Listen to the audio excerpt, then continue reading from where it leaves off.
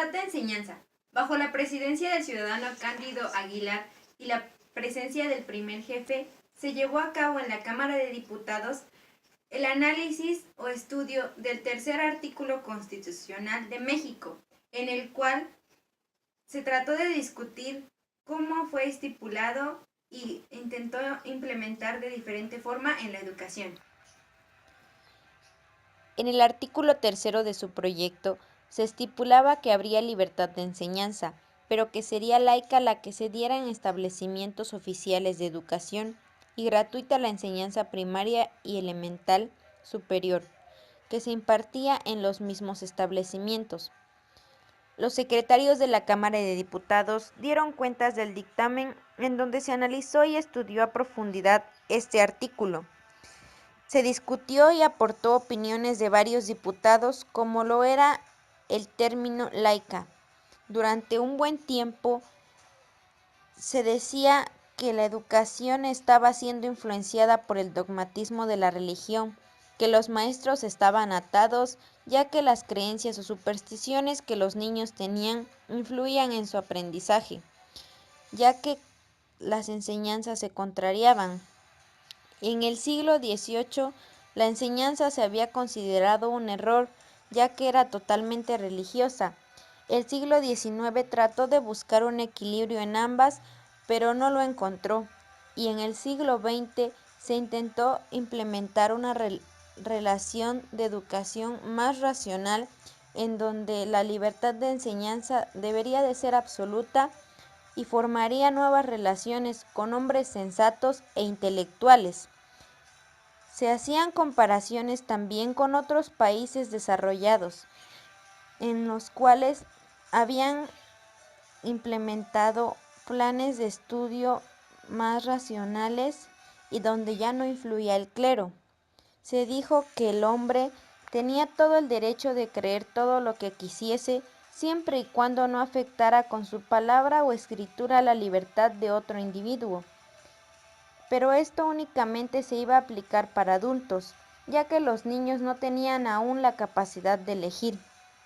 Se hizo notar la fuerte influencia de los padres de familia en la educación de los mismos niños y también cómo influía la política en ellos, llegando también a una conclusión muy certera donde se decía que la verdad siempre se abre camino.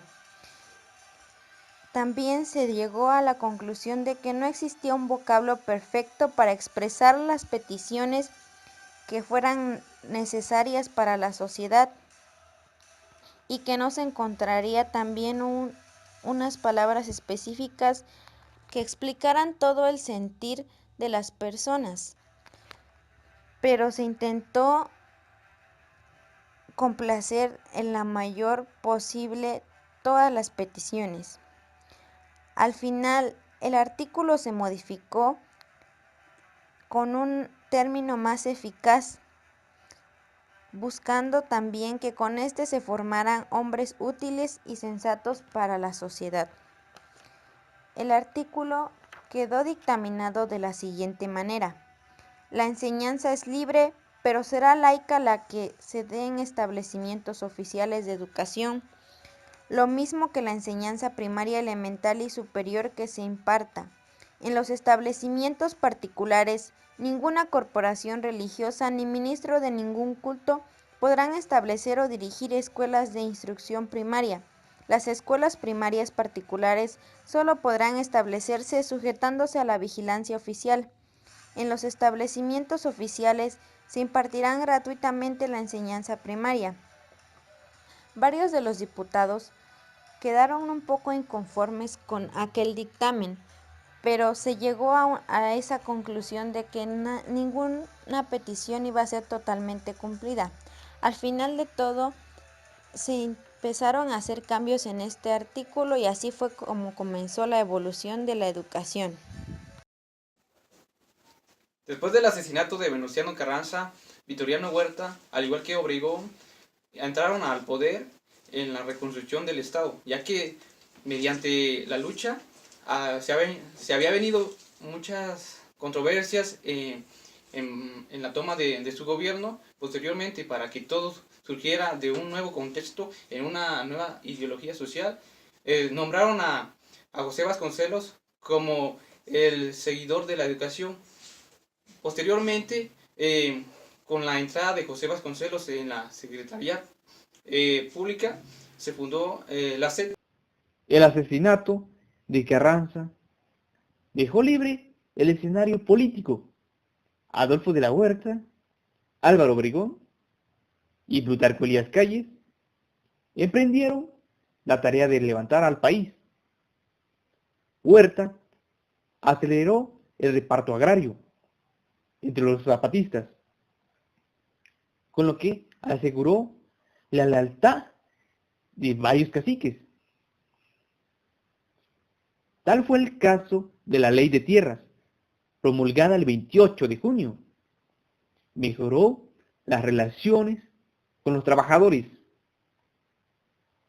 Obregón continuó con la restauración del fragmentado poder central y con la tarea de crear una amplia base de apoyo entre los trabajadores mediante la atención a sus demandas, además de mejorar económicamente a las clases trabajadoras. Prometía dar facilidades y seguridades a los hombres del capital para desarrollar la riqueza nacional. Obregón consideraba que instruir al pueblo, un ideal que debe vivir dentro de nosotros, tanto como el de el agrario, era esencial para resolver un sinnúmero de problemas, entre ellos el de la tierra. La tregua iniciada por De la Huerta permitió poner en marcha el tan anhelado proyecto de crear un nuevo sistema de educación nacional. El primer paso fue el nombramiento de José Vasconcelos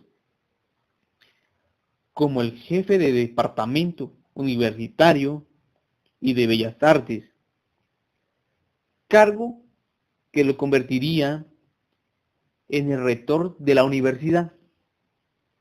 El nuevo cargo daba a Vasconcelos la posibilidad de revivir y poner en práctica ideas de juventud y repetir experiencias como la de la Universidad Popular, que había hecho salir a los estudiantes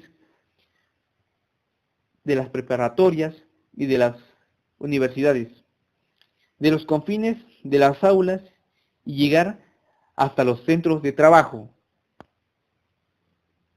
Vasconcelos continuó su ataque contra lo que él consideraba el principal enemigo del pueblo, la ignorancia, y preparó la creación de un nuevo Ministerio de Educación Pública, el cual era la SEP. No creía que la educación por sí misma resolvería los problemas y en más de una ocasión se refirió a la necesidad más ampliamente de alimentar al pueblo y remediar su situación económica. Vasconcelos puso en marcha desde los departamentos de bibliotecas y bellas artes un vasto proyecto cultural que rebasó el campo de la educación formal. Desde la rectoría, Vasconcelos puso en marcha su ambicioso proyecto, los talleres gráficos de la nación. Quedaron bajo el control de la universidad. La creación de un departamento editorial le permitió realizar una labor sin precedentes. Para José Vasconcelos, la pintura y la música formaban gran parte esencial de su proyecto cultural nacionalista. El Departamento de Bellas Artes era en el vasto proyecto cultural vasconcelista, tan importante como el departamento escolar o el de bibliotecas. En el ambiente de la década de los años 1940, se puede afirmar que la educación fue un poco más estructurada por el hecho de que hubo la guerra mundial y el contexto también de la enseñanza fue que cambió y todo el sistema educativo. También podemos decir entonces que la educación a base de esto tomó distintas dimensiones sobre la importancia de generar una identidad como sociedad. Y por este modelo educativo arrojamos secuelas a las cuales nos llevaron a una baja calidad educativa. Como bien sabemos, la educación es una actividad social que ha permitido preservar la cultura, asimilar y desarrollar la ciencia, ampliar el estado de las artes y afianzar la libertad y socializar al individuo.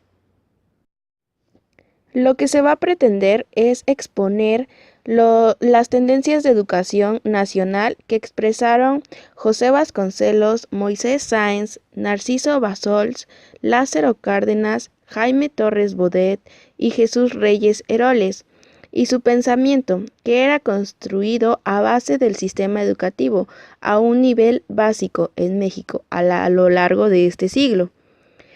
Por lo que empezaremos primero a hablar con José Vasconcelos. ¿Cuál era su pensamiento de él sobre la educación y qué pretendía? Bueno, para Vasconcelos, la educación no era solo una ciencia, había que sumarle un carácter normativo, y de ahí su semejanza con la ética y la política.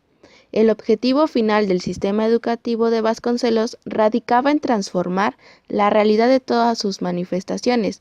Por esto era necesario combatir la opresión que durante siglos había pesado sobre el mexicano, porque le impedía cristalizar sus esfuerzos en favor de la actividad productiva e imaginativa, hacia un uso placentero de su ocio, que evitara su hundimiento en la pobreza.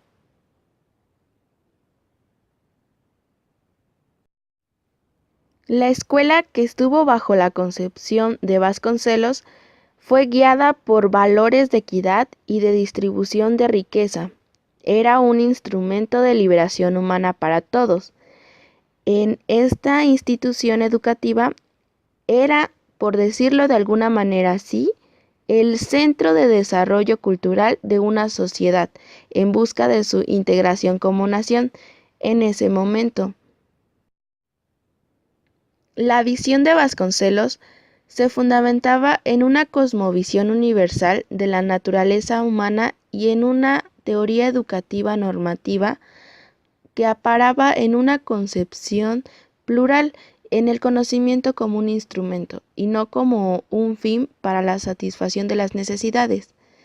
Entonces, la concepción de la educación para Vasconcelos era solidar a la nación e incrementar los lazos de solidaridad entre los mexicanos, y así de alguna manera que el tiempo y las bases para desarrollar a México fuera revolucionario.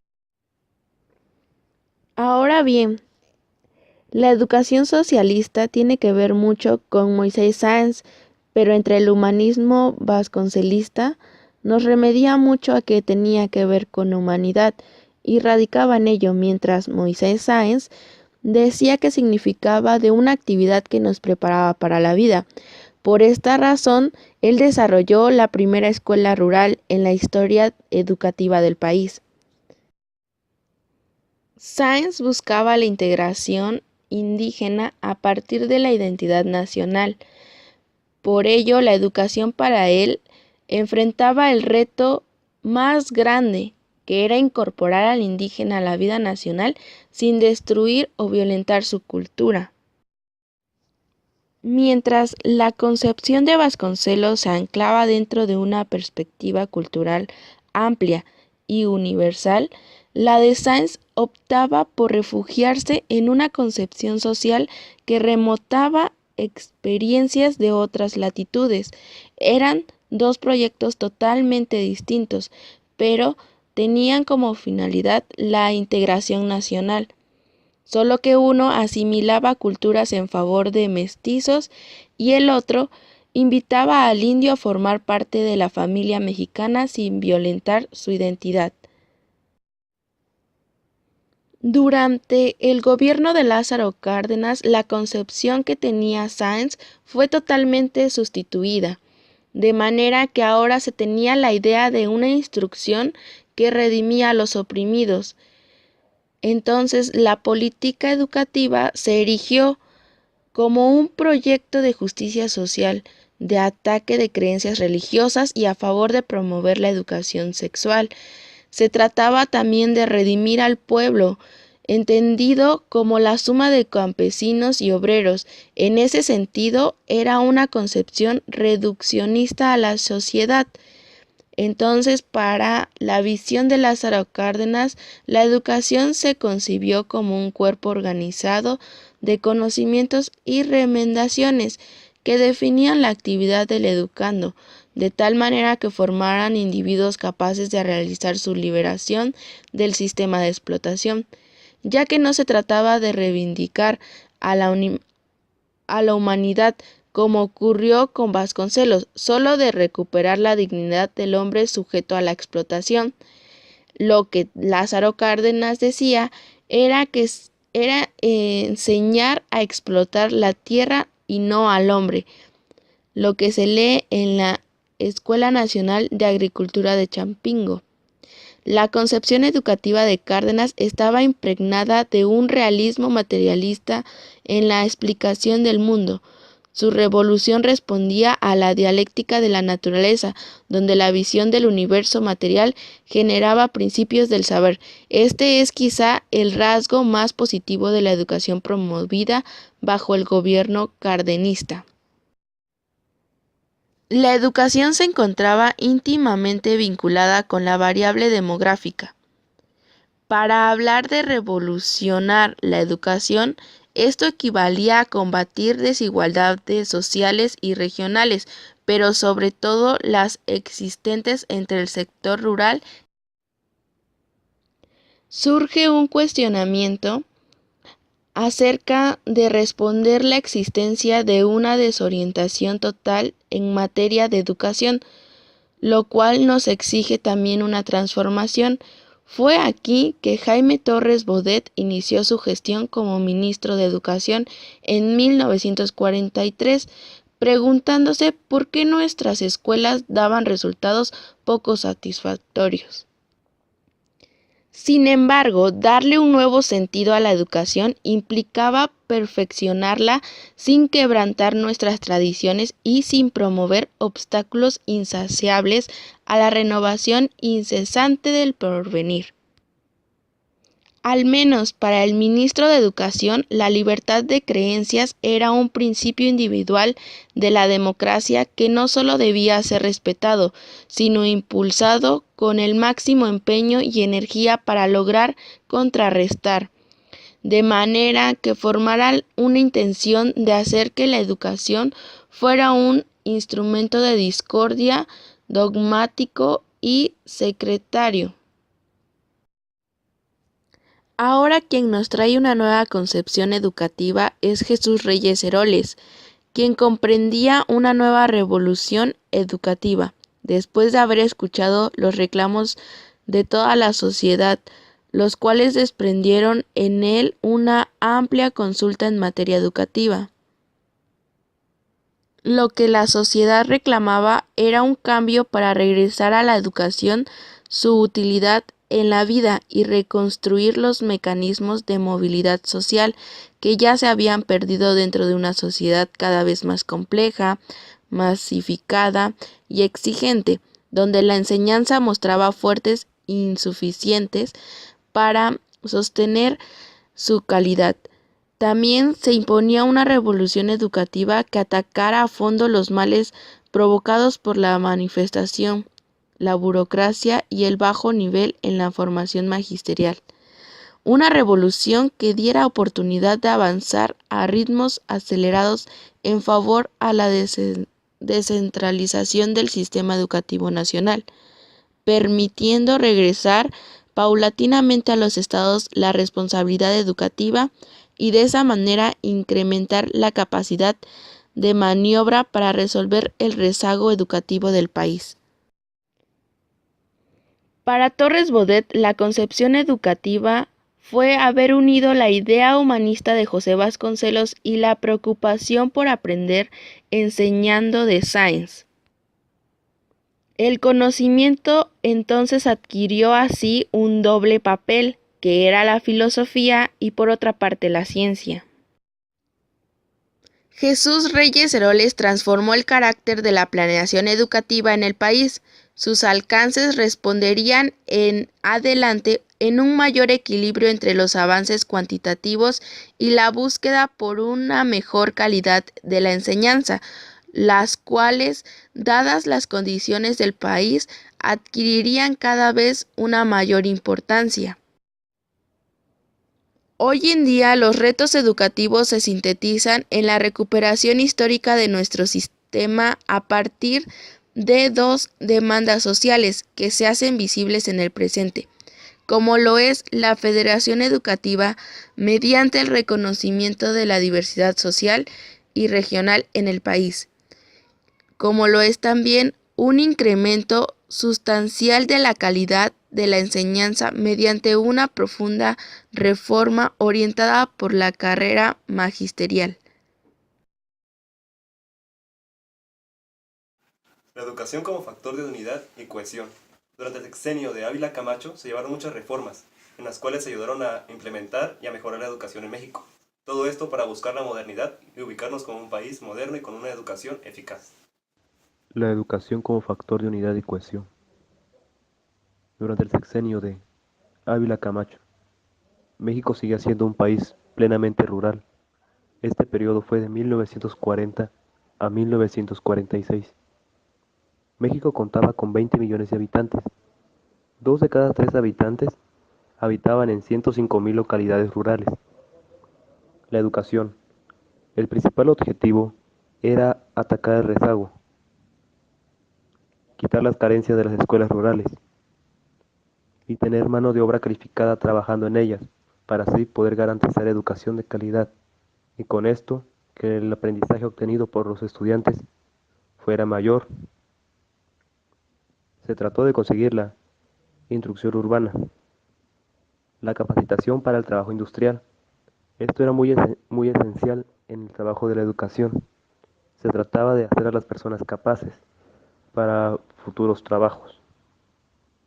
Un principal problema que se tuvo fue que el presupuesto fue reducido durante el periodo de la Segunda Guerra Mundial y la posguerra. Esto nos llevó a que lo que se iba a destinar para invertirlo en educación fuera reducido y con esto se viera afectado plenamente las actividades educativas que se iban a desarrollar en los planteles en el país. Era un problema muy grave, pero con ciertas medidas se logró sacar adelante. El principal objetivo era que en la educación no hubiera radicalismo socialista y se practicara una doctrina de unidad nacional, para así unir a los habitantes del país. Se planteaba un nuevo modelo educativo, al cual se le conocería como la Escuela del Amor, el cual era una herramienta de unidad y solidaridad para unir a los mexicanos. La Ley Orgánica de Educación Pública de 1942, cual era el artículo 3º constitucional, el cual contenía planes y programas de educación primaria, los cuales serían el mismo para la escuela urbana, semiurbana y rurales. se eliminaba la educación mixta. El gobierno de Ávila Camacho favoreció la expansión de la matrícula. Se desarrolló una campaña nacional de alfabetización. Las escuelas normales, rurales y escuelas prácticas de agricultura funcionarían de manera independiente y se desarrolló un ambicioso pero eficaz proyecto de construcción de escuelas. Pero uno de los principales problemas que tenía la educación era la deserción escolar de niños y niñas en los años 50, los cuales hacía que por más que se avanzaran en el plano de construcción de escuelas y de mejoramiento de la calidad educativa, la deserción escolar no disminuía. Surge en 1947 el Instituto Nacional de Bellas Artes, en 1948 el Instituto Nacional de Indigenista, los cuales fueron muy importantes, ya que le dieron importancia y prestigio a la educación mexicana. Otro problema fue el gran cambio demográfico. La población seguía creciendo cada vez más, y con esto la demanda de escuelas y demás maestros siguió aumentando. En el periodo de 1952 a 1958 aumentaron las escuelas, y con esto se desarrolló cada vez más que se contrataran más docentes. La principal campaña que se seguía practicando desde tiempos de Ávila Camacho era contra el analfabetismo en las casas del pueblo y las misiones culturales en la administración de las Ruiz Cortinas. En la administración de Ruiz Cortinas. Se trataba más que nada de tratar de atacar el analfabetismo, un problema que venía atacando a la educación mexicana desde tiempos anteriores.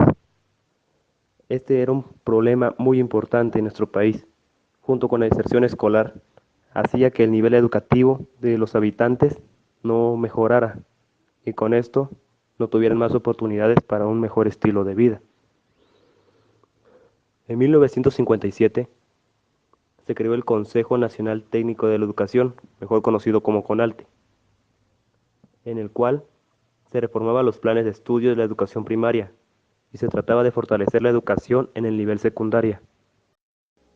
Con el nuevo modelo educativo se trataba de exaltar el sentimiento nacionalista. En 1942 se creó el Instituto de Preparación del Magisterio de Segunda Enseñanza, en Escuela Normal Superior de México.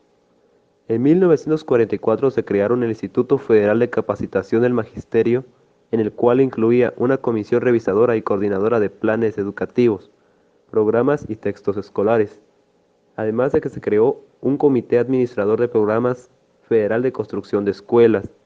Estos jugaron un papel muy importante, ya que al implementarlos se logró ganarle terreno al gran problema educativo en nuestro país que nos venía limitando. Fueron de gran importancia para el país.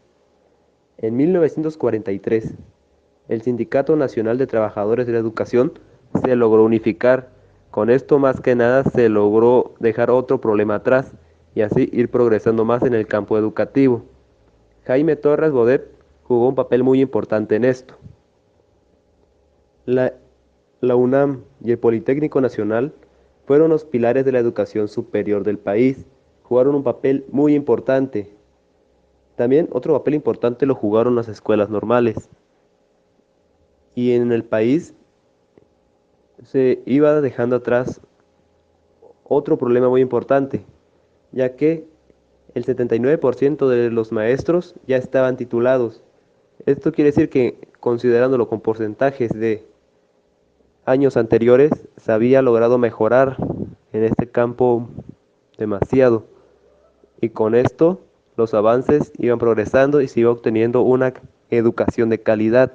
Y con esto, maestros más capacitados que pudieran impartir clases. En 1959 se fundó la Comisión Nacional de Libros de Textos Gratuitos, la CONALITEC, en el cual ese mismo año se publicaron 114 millones de libros de textos, los cuales se distribuyeron por todo el país. Con esto se pudo hacer llegar a más alumnos del país un libro. Con esto se mejoraba el nivel educativo y las técnicas implementadas para lograr que los aprendizajes fueran mayores. En 1958, Jaime Torres Bodet desarrolló un plan de 11 años, así se le conoció, en el cual se luchaba contra el analfabetismo, contra el rezago educativo y contra la creciente demanda de maestros. Todo esto sucedió durante el sexenio de Adolfo López Mateos. En los años 70, la educación bilingüe se convirtió en la política oficial. La SEP, en el año de 1963, creó un Servicio Nacional de Programas de Promotores Indígenas. Con esto se lograba, más que nada, tratar de capacitar maestros para que fueran bilingües, además de manejar el español, manejar una lengua indígena, y con esto hacer llegar la educación a todas esas partes del país que aún no contaban con maestros capacitados totalmente para impartir clases en sus comunidades, sin imponerles el idioma español, y con esto se conservara el idioma nativo. Siempre se buscaba la búsqueda hacia la modernidad, ya que se trataba de avanzar y no quedarse en una sola parte, no estancarse, y así tener un progreso en el ámbito educativo, mejorar la calidad, mejorar la cantidad de maestros capacitados y titulados para que pudieran impartir clases, tener maestros bilingües para conservar las lenguas nativas, siempre viendo hacia adelante, mejorando la educación, mejorando el servicio, para tener un país mejor, ya que la educación influye mucho en el contexto social, y así, más que nada, tener un país más unido, con un sentimiento nacionalista. Siempre la educación influirá mucho en la manera de pensar de las personas del país. La educación es la fuente primordial para avanzar y progresar. Siempre la educación debe contar con la atención de los gobernantes, y esto se vio reflejado en estas épocas. La educación es la fuente de conocimiento, la fuente para tener mejores habitantes, mejores estudiantes y conciudadanos.